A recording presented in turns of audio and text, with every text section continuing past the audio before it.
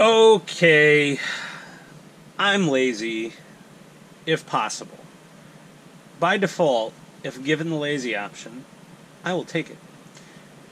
So I really didn't do a whole lot under here.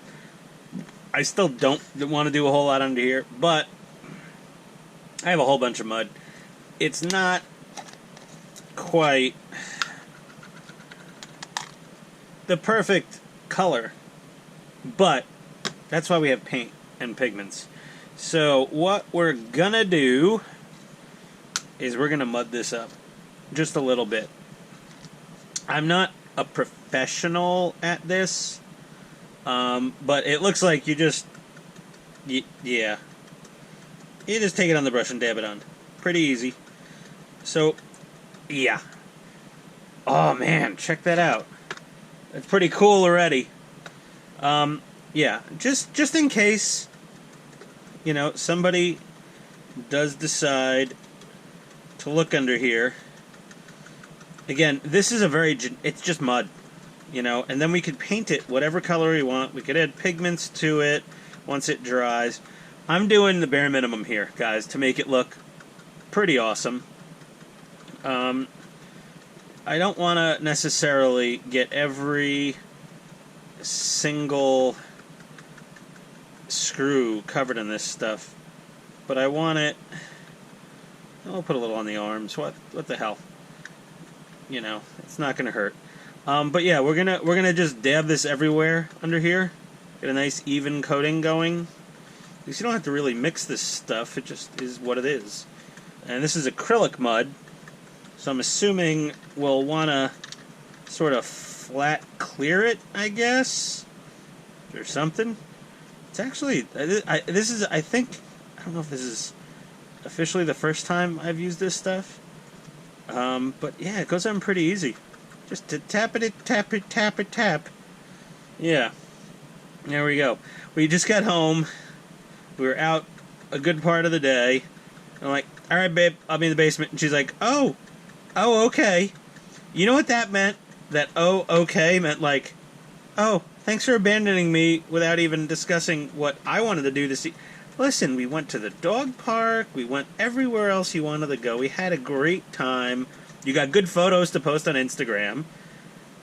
You won. She won today. She definitely. I had a good time too. No, I'm not saying I didn't have a good time, but like, okay, you know, couple hours, get some mud on the tank. Let's do this. Yeah, okay. So yeah, we'll mud this guy up. This is honestly, any of the guys in the forums that know me. No, this is literally the most trouble I've gone through to weather a lower hull that you're barely going to see. But, either way, we're going to do it. Look at that. I can talk and get the entire side done all at the same time. Okay, this is going to be easy. I'm going to get this done and let it dry, I guess, sort of, and then I will be back. I got to do something while the mud's drying. We've got some scuhmo-kit Schleppenhaken. I could pronounce that. Schleppenhaken. Schleppenhaken. Ah, it's so fun to say. C-hitches, towing hitches. They're cast out of some sort of nickel, zincy, alloy, pot metal, I don't know, something. We got those from Schumo. We also got the sprocket wheel center hub covers with the neodymium unobtainium tray something. Neodymium is more fun to say. Whatever. Magnets. Yes.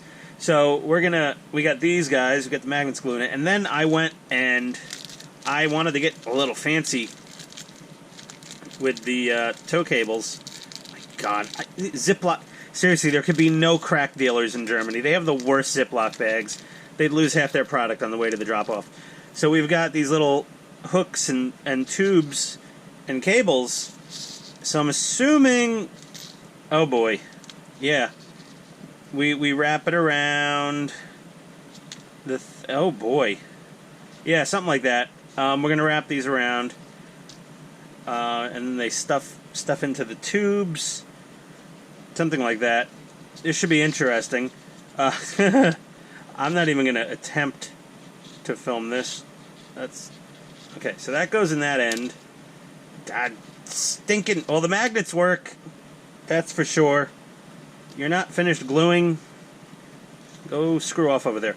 Okay. So we've got to loop this around this guy, and then stuffer. Nope. A little more. Something. Oh my God. And stuff her back into the tube.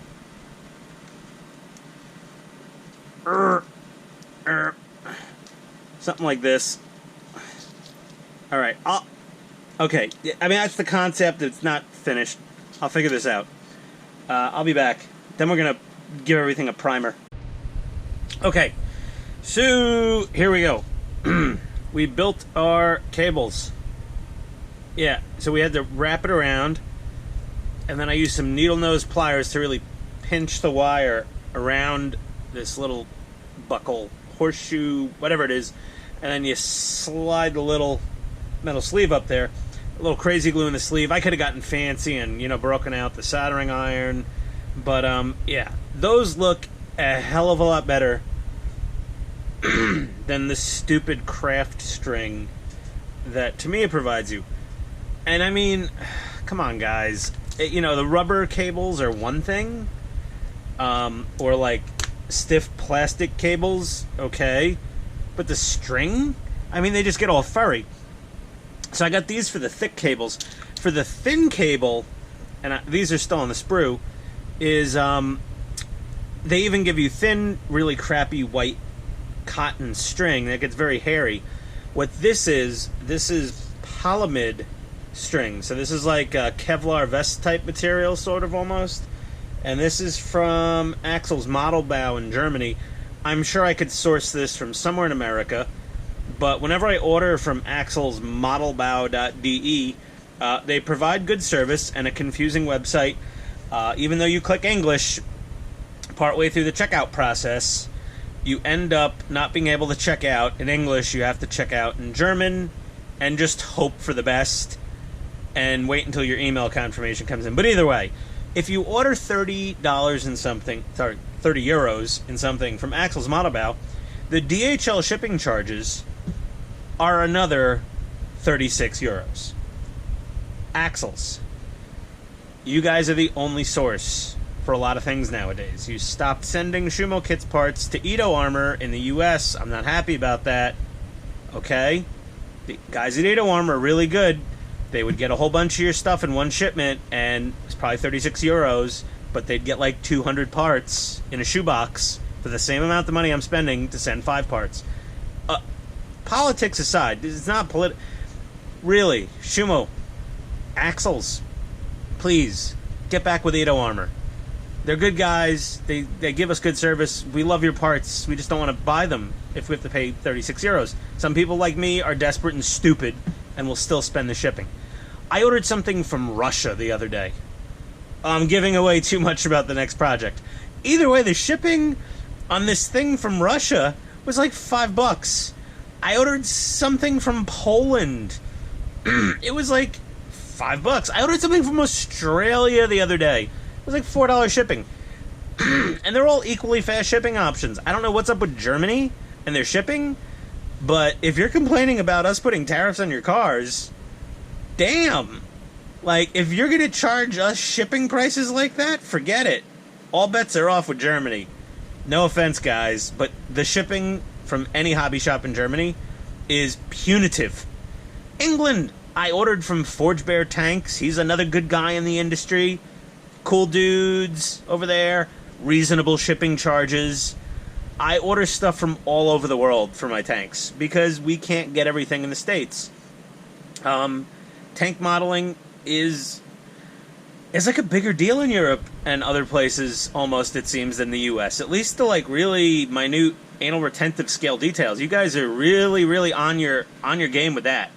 Kudos to the UK, Germany, Poland, Russia, Australia, if I've left anybody out, Norway, Sweden, whatever, any other EU sub-Saharan, Asian, Nordic, Australian, whatever it is, whatever continent I've left out, you're all in there.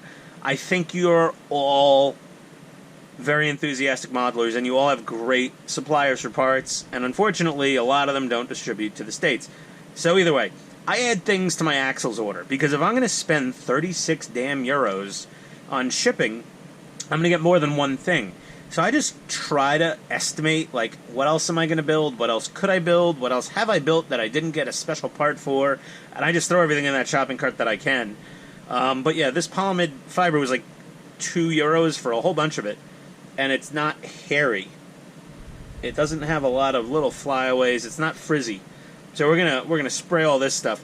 But either way, we started spraying our desert yellow on some of the wood block and whatnot, and handles for the tools. We're gonna use Andy's method. I like it. Instead of painting it the XF64 red-brown, because the tank already has red-brown camo, it's just gonna blend in too much. We do the desert yellow, and then we use some brown panel liner, and maybe a little black here and there to give it the wood-grained effect. But yeah, we got a few different colors to spray. The fire extinguisher, now I have to order a sheet of like 20-something labels, but I could get the Tetra little water slide decal for this. I may do that. I'm not sure if I'm going to go to that trouble. But this thing, I've Googled images. Sometimes it's a silvery color, sometimes it's hull colored. In the instructions from Tamiya, it's hull colored. I don't know. I'm not sure, but whatever. Either way, we're gonna get everything here. Everything here is getting sprayed XF56. Now we could do the Andy method and do NATO black, and then use the dark steel Vallejo pigment to give it the metallic finish. But I mean, XF56 pretty much does it anyway. I'm a little lazy. I may use a little pigment anyway. But yeah, so we're gonna throw some of this in the airbrush. There's not a lot of it left. And we're going to get all the tool heads and whatnot done up. And maybe I'll just paint these. I might just hand paint some of these. I don't know. You can't airbrush everything all the time. You know, we got our little metal tow hooks and good stuff here. So, yeah, we're still painting stowage. I'll be back. I've talked, oh my god, 6 minutes and 47. That's enough. Be right back. Alrighty then, we're back. So we're using the Andy method, and I know it looks a little rough now. It's still drying, but that's the the desert yellow base, and I have dark brown panel liner. I should have had brown panel liner. The dark brown's a little dark, but either way, we're still getting our wood effect, and then these end plates and the strap are going to get painted hull color camo. There we go. And I've done a second coat on all these bits, and you can see the wood starting to look like wood. It's a lot more work than just spraying at XF64 and calling it a day. But yeah, we're gonna add, and I did get a little metal there, but that's okay. We're gonna do so much panel liner on here that you're never going to notice it once it's on the tank. It's a tiny detail on the tank. Like the backside, I'm doing it anyway, but you don't need to. And then a little more dark panel liner, more around where you hold it. Okay. And just a whiff in the middle. And you got to let it dry, and you got to do multiple coats, and it's just like Andy says. Do as Andy says, not as Ian does. That is the rule of the day. I've got my my fire extinguisher here. Doesn't that look kind of cool? So what this is, this finish, is purely Mr. Surfacer, Tamiya, it doesn't matter, gray primer, and then a crap ton of black panel liner. And it's an interesting way to get a unique finish on something. And we're going to put a second coating on here. And it's not going to be black, it's not going to be gray, it's not going to be metallic, it's not going to be anything in particular. It's just going to be a beat-up little weathered fire extinguisher. And I mean, listen, this tiny little thing is on the outside of the tank. I don't know what the hell they use this fire extinguisher for, but it certainly wasn't for putting out interior fires if they got hit by an enemy shell. I mean, first of all, it's outside the tank. Odds are it's already going to get hit by bullets, and if they did go to use it, it would be empty because there'd be a hole in it about the size of some form of NATO caliber or even friendly fire. And we're just rubbing it with the black panel liner, and that's it. We're gonna leave it like that. We can do a little, as we already have a decent coat on it. We're gonna dab it a little bit. Dab it with the dab it. Dab nam it. Okay. And I think I'm happy with that. If I can find a cheap place to order a Tetra decal, I'll do that. But it's a nice little weathered thing, and it's not going to be hull colored. That's just boring. We got some XF64 metallic whatever color. I kind of dusted the jack. I didn't really saturate it because it was already NATO black, so I just gave it a whiff. Not a full coating, but enough. And then I'm gonna grease it up a little. I'm gonna put a little oil staining on it, a little rust on it before I mount it to the back of the vehicle. And then we've got our little out of the metal things, and these little straps. These all have to be hull colored. So whatever the camo is on that part of the hull, I'm gonna hand paint that camo on there. A little shovel, and we're gonna paint this strap and that strap to match wherever the camo is that they're going to go on. That I may leave that, or I may make the little ball black. And we already talked about these. And then we got our little metal toe shackly guys from Scuhmo. They both have the number 217 cast into them. I don't focus, you son of a... Yeah. 217. We got our little wheel hub covers, just a little NATO black on there right now. And this is the little strap that holds on the jack to the back of the tank. I gotta paint that back of the tank color. And if we go underneath our little guy, it's mostly dark green. So I'll get this painted mostly dark green, and then oh boy, I'm tired. Oh, it's a little late on a Sunday. Watching Andy's hobby headquarters on the TV right above my hobby desk. You guys can't see it, but I won a free television at a trade show a few months ago, and it is purely my basement man cave TV. It's a TCL, not the greatest TV in the world, but it's got a Roku TV built in, and I just use it for basement YouTube viewing to remind me how the hell to paint things. Because guys, we're not, again, I'm no Andy. I don't do this every day. It's not top of mind. You ask me an IT question, I could rattle it off instantly. Even, with a 0.25 blood alcohol content, I probably know more about IT and could more succinctly explain it than most people dead sober.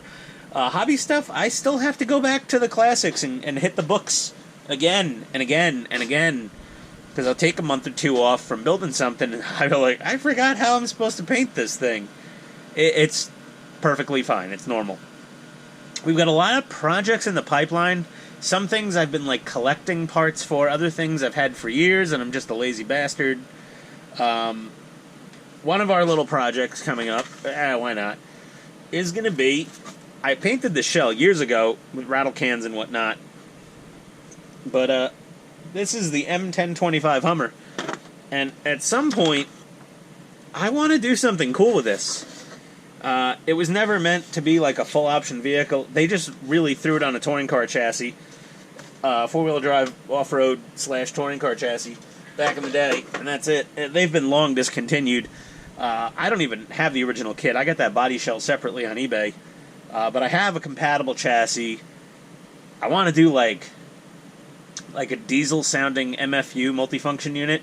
I could probably use the one from the F350, Ford High Lift kit. I could get the MFC for that and stuff it in there somehow. And I want to make some of these lights functional, but again, it doesn't have machine gun noises or machine gun lights like a tank multifunction unit. So I don't know if I'm going to do that or not. I don't know.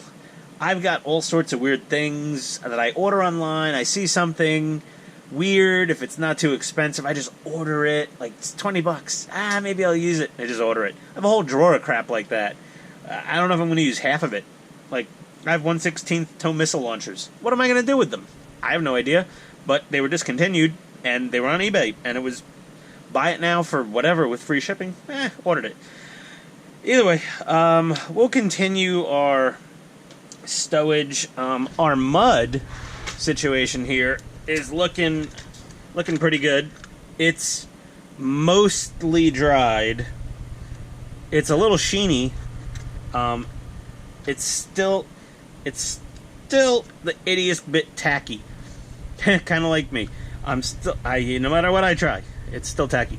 So we've got mud. It's unevenly applied. It's perfect. Mud texture. It's not the right color. What we're going to do is once that's fully dried and cured, tomorrow or the next day, whenever I'm not guilt-tripped into not being in the basement by my significant other, or just forced to be upstairs because I'm on dog patrol, we will paint over that mud. We will paint over it. We will pigment it or just paint it or something to make it look browner. And then we'll clear it and we'll be done. That's it. That's it. As far as I'm going on the mud. Stowage, mud, wheel covers, and after that is done, hallelujah, finally, the tracks and wheels will go on this damn vehicle. And at that point, we will start weathering the upper hull. And once that is done, boys, we got a tank. And we're all finished. And that will be the last part of you hearing from me about this Jagdpanther, Panzer Jäger, Jägermeister, until the next build, which will be not a Jagdpanther. It will be something else. And after that, it'll be something else. And after that, it'll be something else. And it won't always be a tank. I have plans. I've been looking at that Nuremberg Toy Fair. I always find the combination of Nuremberg, Germany, and Toy Fair to be very confusing. As I was raised in bar mitzvah. I was raised Jewish, kind of, sort of Jewish. So we say Jew-ish. But either way, it's like, well, my wife drives a BMW now. It was a good lease deal. So yeah, she has a German car. It was built in like South Carolina or something. Either way, Nuremberg, you think, the war trials, and then it's like, that's where we go to the toy show. I don't get it, guys. I mean, I don't know. Whatever. I mean, it was a very bad place, and then they're like, oh, well, we need to completely flip the script here. Nuremberg, we're now going to have the best hobby show in the world. We've all forgotten about World War II. Yeah, we're building World War II German tanks. I don't know. I'm not trying to get into a deep philosophical thing. Oh my god, 11 minutes. If I look at how long I babble, I think that's why this video's been less parts than the last ones. I just don't shut the hell up. It's ridiculous. But either way, we'll get some progress done, and I'll cut to the chase. But this is, I guess, is this part 8? Yeah, this is part 8. Part 7's already up if you guys want to see it. You're not going to really see this unless you've seen part 7 probably and you're subscribed. So definitely subscribe so you know when the next part comes out, because I'm not consistent like every Thursday or every other day of the week. It's kind of when it happens, okay? But either way, I'll be back. We'll get some more done. And, yeah. And then we'll have a part 8, 9, 10, 11. Hopefully not part 27 like we did with that Leopard 2A6. That went on frickin' forever. Alright. Be right back. Oh, been a while. A little bit of a hiatus here. I forgot what I was doing even. I've been away from this for so long. We got a new foster dog. She's taking up all of our time.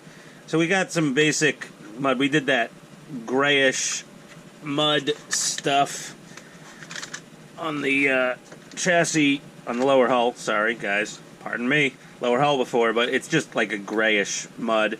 Doesn't look like European earth. So basically, what I need to do is hit it with some white spirit just to moisten it as a bit of a fixer, and then hit it with some streaking grime effect a little bit on a big brush. And then, as you can see by the mess of powder down here, whole lot of pigment. Light sienna, burnt umber, European earth. We got a bunch of different ones. We glob them on, mix and match them around a little bit. But yeah, I'm gonna do that, get back, and then I think that'll actually be the end of this episode. This is getting very long, and we still got a lot to do. A lot of little things to do, antennas and stowage and all those other little bits. So let's get crack-a-lackin'. Well, I was making some great progress. I was just gonna skip ahead a bit. I finished all the mud on the other side. And then, Houston, we have a problem. Something look... Oh, Jesus. Does something look a little off here? Yeah. Pre-built gearboxes from Tamiya. Anyone notice? One does not look like the other. Okay, we're not being transmission racist here, but this gearbox has a much shorter output shaft than this gearbox. These are the gearboxes that we are too dumb to build ourselves. Tamiya decides to pre-build these for us, which saves us some time. Sorry about all the... Jeez, that pigment got just everywhere. Yeah. So I have, yeah, you can't put the gear on here. I mean, it ends up touching, the final drive covers and rubbing on this idler. The other side fits just fine. Clears the idler, lines up properly. This thing is basically lined up with the inner road tire. Yeah. And I mean, I can space it out. I could add some washers. But it's barely going to be making contact with the flats. Like, if I put it out if I get it to where it should be, it's just freewheeling. So if I space it out, it's just going to wear the metal right away. I definitely have an incorrect output shaft on this transmission, which really pisses me off. Angry Ian is out now. I'm angry Ian. This travesty will not go unpunished. I will get in contact with Tamiya, America. First thing Monday, put my people on it. I have the best people. I will put my people on it, on the phone. We will get them on the phone. And Tamiya America will make this right. There we go. There's my little Donald Trump impersonation, just because it's political season. We'll make fun of somebody. But this, come on, guys, this is just disheartening. I'm not one of the hoarders that has, a bunch of spare gearboxes and output shafts laying around, but, I mean, clearly, the damn thing is way too short. I'm going to fedaddle and see if there's some way I could remedy this myself, but I highly doubt it. I'm probably going to have to... Either Tamiya's going to have to ship me a replacement gearbox, or they're going to ship me a replacement final drive shaft here. This is ridiculous. But, yeah, that's it for this part. We would have had tracks on both sides, but we don't. And my metal tracks are great, but they're very tight on the inside against the inner interleaved wheels. It may just be paint buildup making them a little tight, but these were said to be for Tamiya. And they fit. They mesh with the drive sprockets, and it's just the center is a little tight fit around the inner wheels. I don't want to chuck deep 60s metal tracks, because I did get them extremely cheaply, but maybe you get what you pay for. They seem like good tracks, but yeah, we'll see. Either way, gearbox issue first. Yeah, damn it. I was finally. It's been weeks since I've been able to touch this tank. I was finally making some progress, and then this frickin' fiasco. Alright, guys. End of whatever the hell part this is. I'll see you next time with a hopeful resolution. Later.